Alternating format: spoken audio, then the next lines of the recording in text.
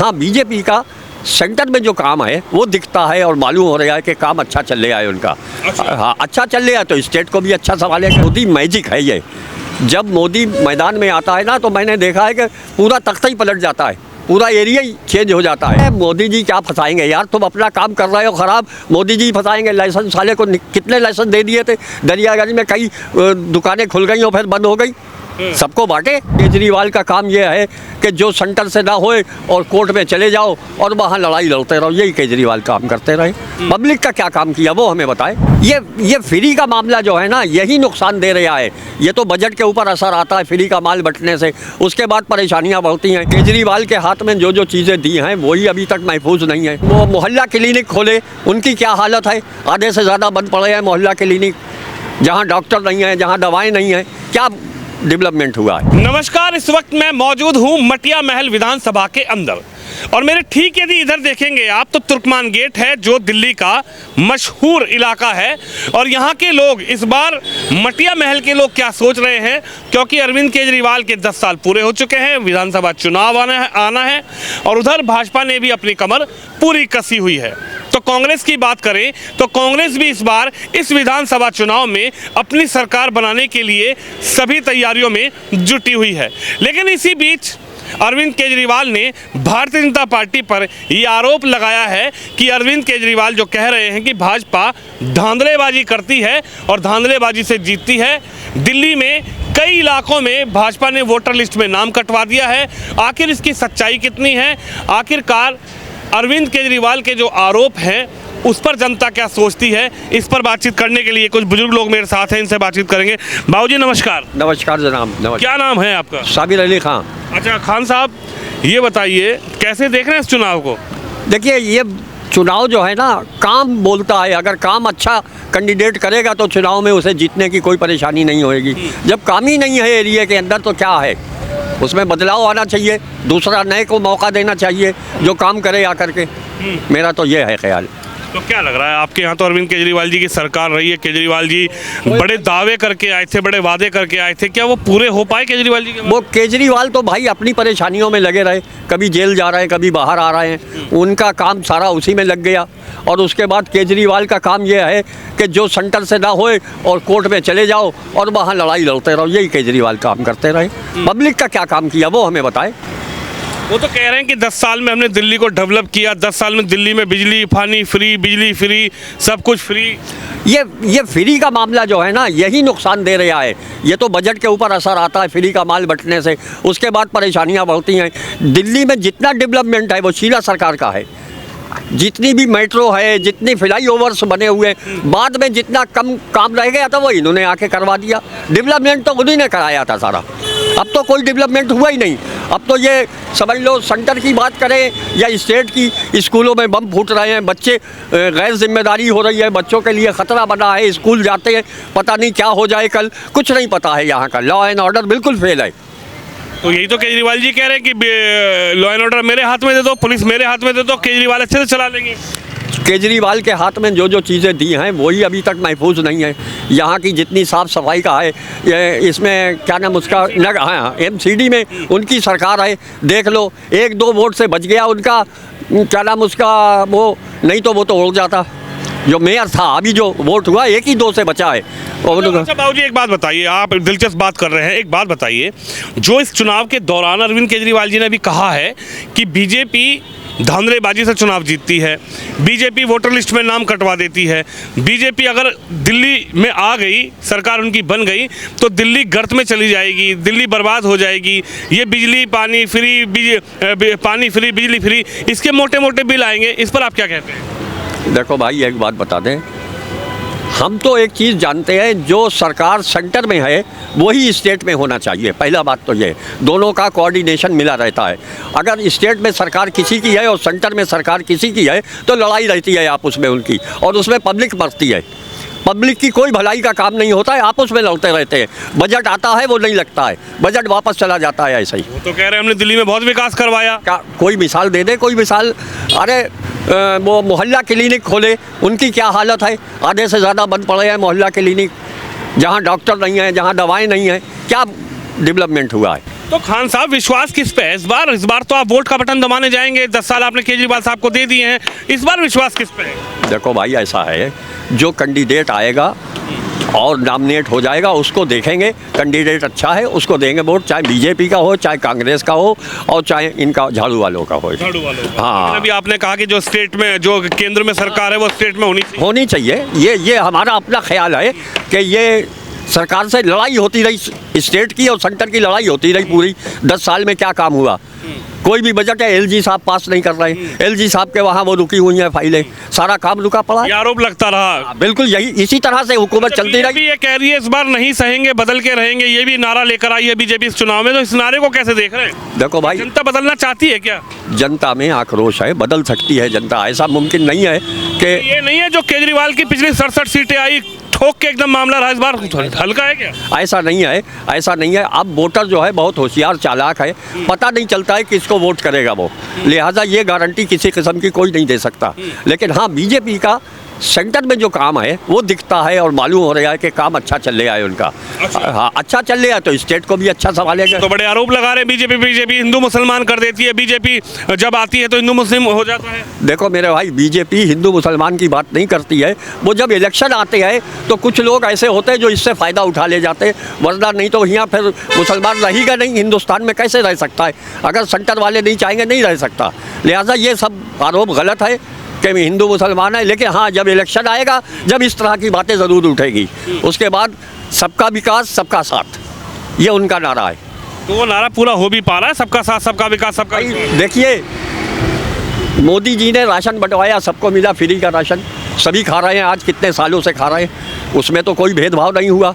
और जितनी भी उनकी योजनाएं हैं वो सबके लिए लागू हैं, सबको मिल रही हैं। EWS की योजना है, और वैसे वृद्धा मतलब सीनियर सिटीजन की योजना है, वो पैसा सबको मिलता है। जो भी योजनाएं सेंटर की हैं वो मिल रही हैं यहाँ, बस। लेकिन बड़े मुद्दे भी तो हैं। संभल देखिए, अभी संभल पर इतनी हर चर्चा हुई है।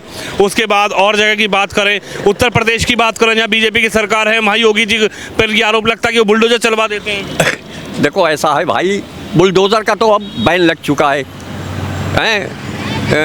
उसने सुप्रीम कोर्ट ने बुलडोज़र के लिए तो रोक लगा दी कि भाई बगैर किसी के नोटिस दिए, बगैर किसी के जांच पड़ताल किए हुए कोई किसी के घर में बुलडोज़र नहीं चला सकता। अगर कोई आदमी, एक आदमी मुजरिम है तो पूरे घर को सज़ा नहीं दी जा सकती, लिहाजा ये चीज़ पे तो रोक लग गई वहाँ यूपी में। अब जब हिंदू मुस्लिम की बात है भाई, जो गलत लोग होते हैं वो परेशान करते हैं एक दूसरे को, बस। अब चाहे हमारे मज़हब में हो चाहे उनके मज़हब में हो, गलत आदमी का सामना है। अच्छा खान साहब, ये बताइए, अभी अरविंद केजरीवाल एक ऑटो ड्राइवर के घर खाना खाने पहुंचे, वो तस्वीर आपने देखी होगी, पूरी मीडिया ने दिखाई है। ऑटो ड्राइवर के घर पहुंचकर उन्होंने कहा कि ऑटो वाले मेरे भाई हैं और जो भी गरीब तबके का व्यक्ति है वो मेरे हृदय से जुड़ा हुआ है। ऑटो वालों के लिए भी उन्होंने 5 योजनाएं दी।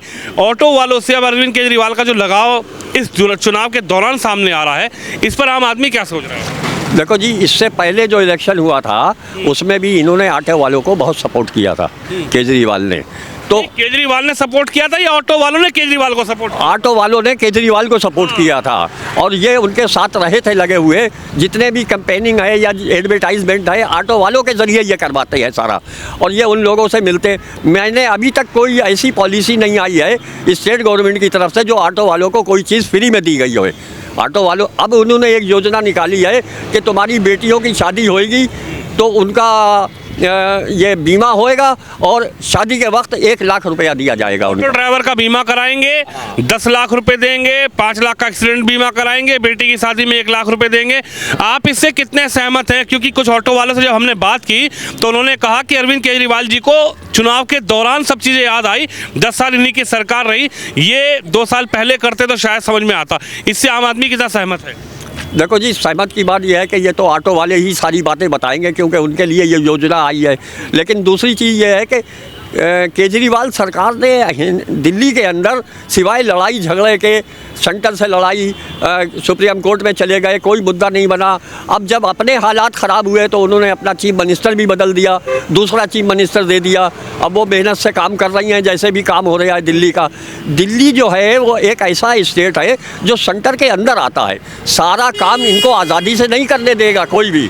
सेंटर से मिल के चलेंगे तो सारी आज़ादी है, सेंटर के खिलाफ चलेंगे तो कुछ भी नहीं होएगा यहाँ।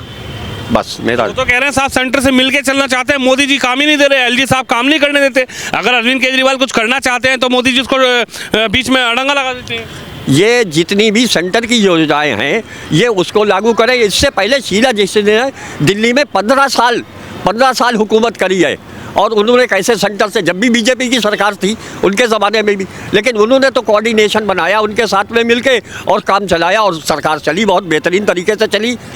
और आज जो है वो झगड़ा होता रहता है इन दोनों का।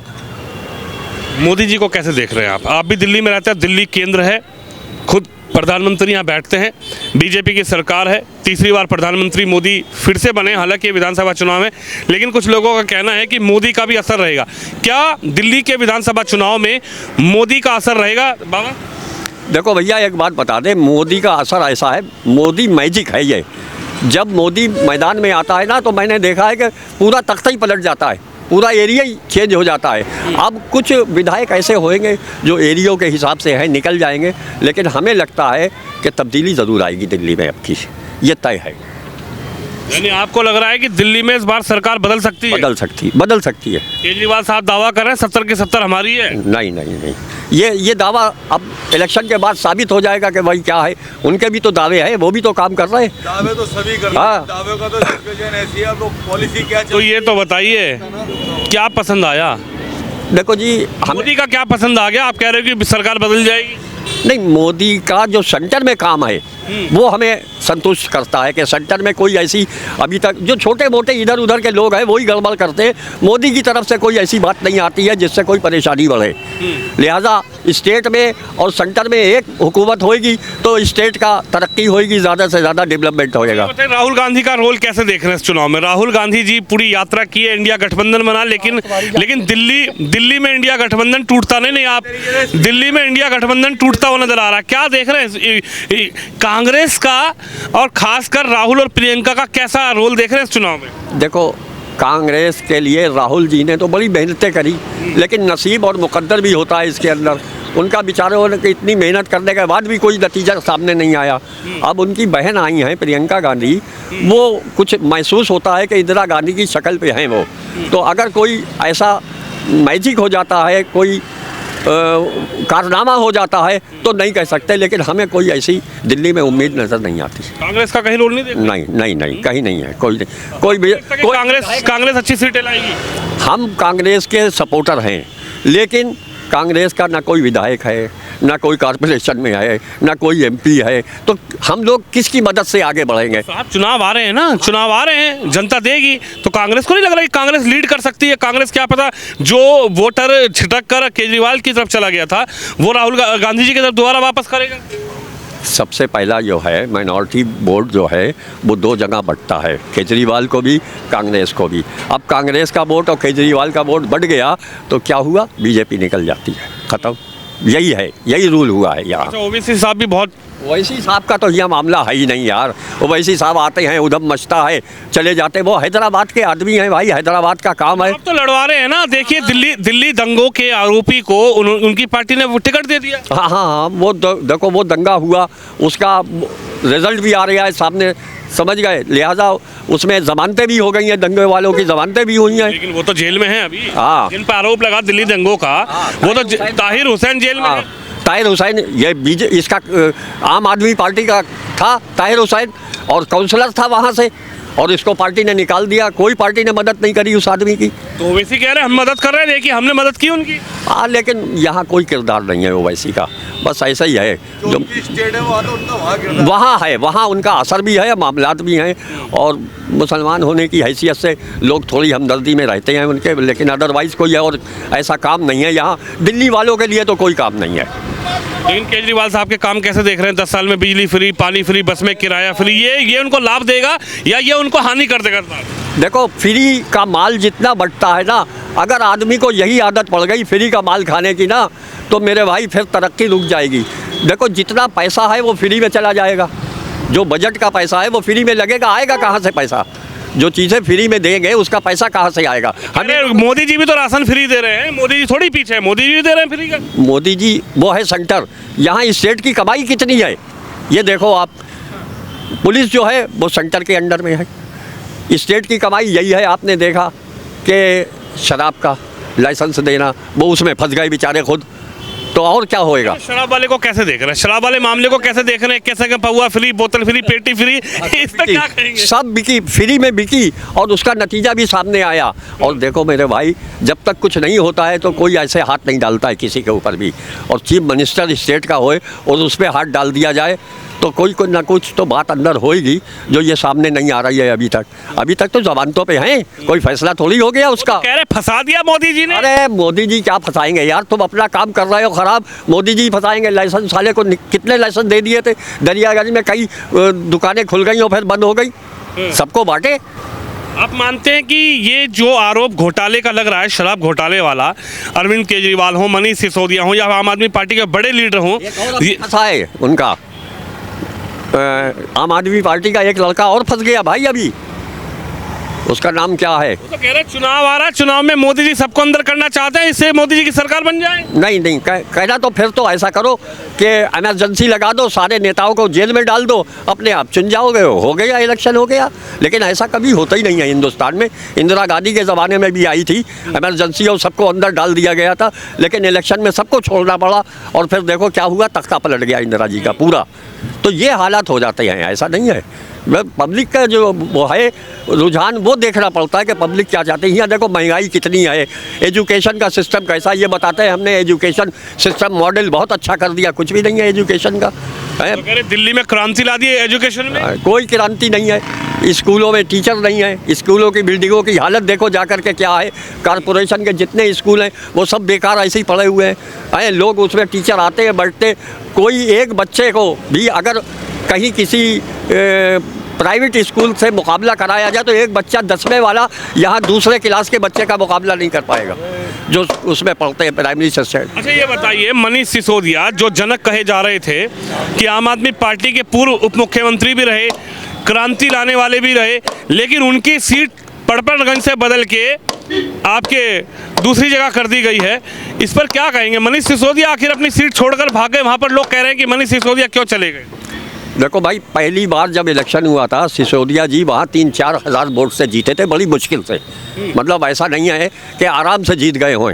और अब हालात ये हैं कि वहाँ कोई बीजेपी का था कैंडिडेट, वो इसमें आ गया वो सीट उसके लिए उन्होंने छोड़ दी है और वो चले गए हैं जंगपुरा। नहीं, अवध ओझा को दी है, एक अभी एक बीजेपी कैंडिडेट नहीं है, अवध ओझा एक पढ़ाते हैं, उन्होंने पार्टी ज्वाइन की है। हाँ, और उनको मनीष सिसोदिया की सीट दे दिया गया है, क्योंकि वहाँ मुश्किल थी इनको दोबारा, इनकी एंटी कम्बेंसी हुआ लागू हो जाती मनीष सिसोदिया के लिए, वो सीट छुड़वाई इनसे और दूसरी उसकी जंगपुरा वाली सीट दी उनको।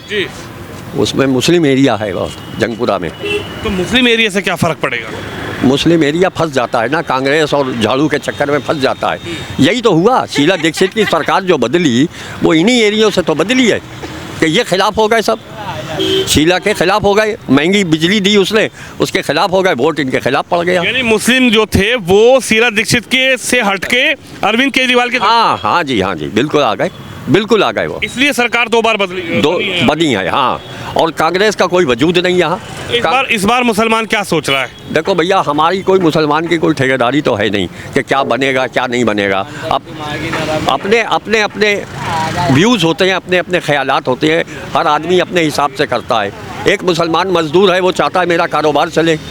एक मुसलमान बहुत ज़्यादा हाई एजुकेटेड है, वो चाहता है मेरी बिजनेस और ये सब। ये यहाँ के हालात ख़राब है दिल्ली में इस वक्त, कारोबारी हालात बहुत ख़राब है, लोग परेशान हैं इस बात से। अगर जब जो दावे अरविंद केजरीवाल जी विधानसभा चुनाव में कर रहे हैं, जो बातें लेकर आए हैं कि अगर बीजेपी की सरकार आ गई तो बेड़ा गर्क हो जाएगा, बीजेपी आ गई तो बिजली के मोटे मोटे बिल आएंगे, इसमें कितनी सच्चाई आप मान रहे हैं, या फिर बीजेपी आ गई तो काम होगा या फिर काम खराब हो जाएगा।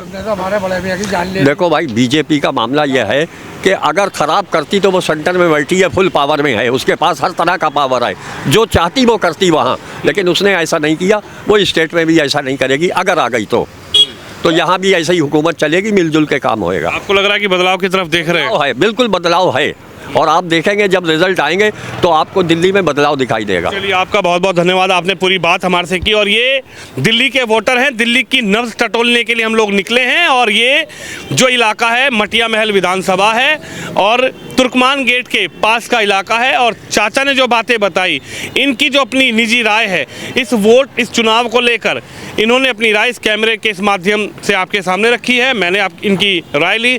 आप भी इस खबर पर, इस वीडियो पर अपनी राय जरूर रखिएगा। कैमरामैन निश्चय के साथ विनोद शर्मा, मटिया महल विधानसभा, दिल्ली से।